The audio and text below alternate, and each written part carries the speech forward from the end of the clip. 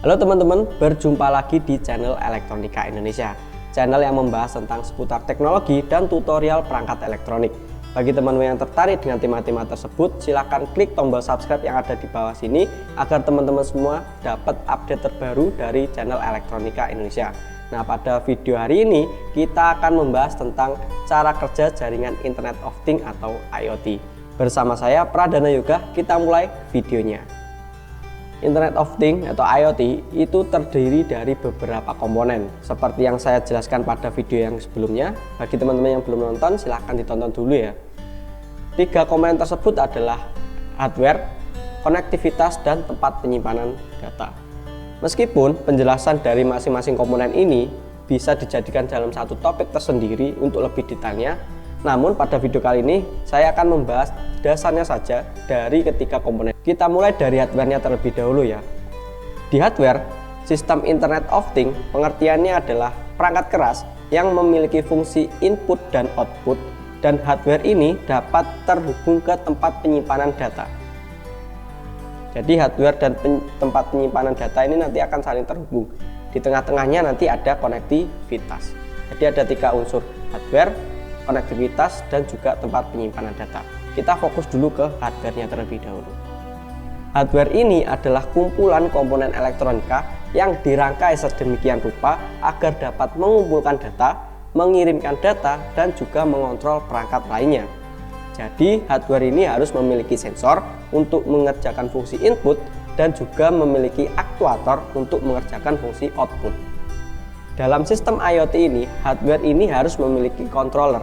Dalam sistem IoT, controller tersebut disebut microcontroller. Kesimpulannya, sebuah hardware bisa dikategorikan sebagai hardware IoT itu harus memiliki sensor, harus memiliki aktuator, dan microcontroller yang dapat terhubung ke jaringan.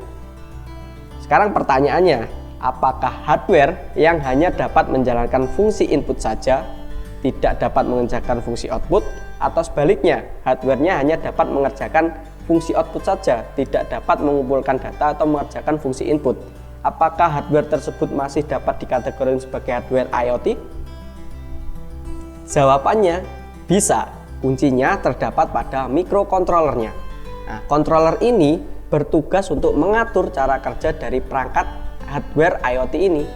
Misalnya, kita ingin membuat hardware IoT yang hanya dapat mengerjakan satu fungsi saja, yaitu fungsi input.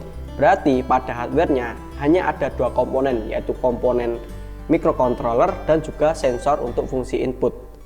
Nah, sebaliknya, jika kita ingin membuat hardware IoT yang hanya berfokus pada satu fungsi saja, yaitu fungsi output, maka pada hardware-nya hanya terdapat microcontroller dan juga fungsi outputnya atau aktuatornya. Cukup panjang juga ya penjelasan dari hardware ini. Tapi tenang, penjelasannya belum selesai. Dari tadi saya berbicara tentang microcontroller, bicara tentang sensor, dan bicara tentang aktuator. Perangkat seperti apa sih ini? Saya akan beri contohnya mulai dari sensor dulu. Untuk sensor suhu, kita biasa menggunakan DS18B20 atau LM35 ataupun DHT11 dan DHT22. Nah, spesial untuk DHT11 dan 22, sensor ini juga dapat membaca kelembapan. Perangkat ini atau komponen ini sering kita jumpai pada proyek-proyek elektronika. Untuk sensor jarak, kita biasa menggunakan sensor ultrasonik yaitu HCSR04. Untuk sensor gas, kita biasa menggunakan sensor MG yaitu MG2, MG7, MG135, MG ini. Kita masuk ke aktuator. Untuk aktuator ada switch atau sering kita sebut sebagai relay. Ada juga yang bentuknya motor atau sering kita sebut dinamo, atau solenoid yang sering kita jumpai pada proyek-proyek pengunci otomatis. Nah, selanjutnya kita bahas microcontroller. Untuk microcontroller paling umum kita temui pada proyek IoT yaitu menggunakan board ESP8266 dan juga ESP32. Nah, kenapa menggunakan microcontroller ini? Karena pada board ini ESP8266 maupun ESP32 sudah memiliki fitur untuk dapat terkoneksi ke jaringan internet, terutama untuk WiFi ya. Nah, itu dia penjelasan dari komponen pertama, yaitu tentang hardware dalam cara kerja jaringan Internet of Things. Oke teman-teman, kita masuk ke komponen yang kedua, yaitu ada konektivitas. Pada sistem Internet of Things, konektivitas ini dibagi menjadi dua, yaitu ada nirkabel dan juga kabel. Pada konektivitas ini saya akan menyebutkan jenisnya saja. Untuk pembahasannya rencananya saya akan membuat video terpisah. Coba teman-teman komen di bawah banyak tertarik apa tidak untuk saya membahas berbagai jenis konektivitas yang ada di Internet of Things. Oke, kita mulai ya. Konektivitas secara nirkabel yaitu ada secara WiFi dengan sambungan WiFi, yang kedua mungkin ada Bluetooth dan juga LoRa dan juga ada melalui LTE atau 4G. Nah, untuk koneksi secara kabel itu biasanya menggunakan Modbus dan juga CAN bus. Namun kedua jaringan kabel ini lebih banyak kita temui pada jaringan industri ya. Untuk proyek-proyek sederhana jarang yang menggunakan Modbus dan juga CAN bus. Dalam sistem IoT, jaringan ini bertugas untuk menghubungkan hardware dengan berbagai hal, tergantung bagaimana topologinya yang kita buat. Nah, misalkan yang paling sederhana nih, dari perangkat atau hardware ini terhubung ke jaringan WiFi, kemudian terhubung ke perangkat user, misalkan HP ataupun laptop. Namun tidak semudah itu juga. Di dalam sistem IoT, di dalam jaringan harus terdapat protokol. Nah, untuk protokol ini akan saya buatkan di video terpisah. Kita masuk ke komponen yang terakhir, yaitu tempat penyimpanan data.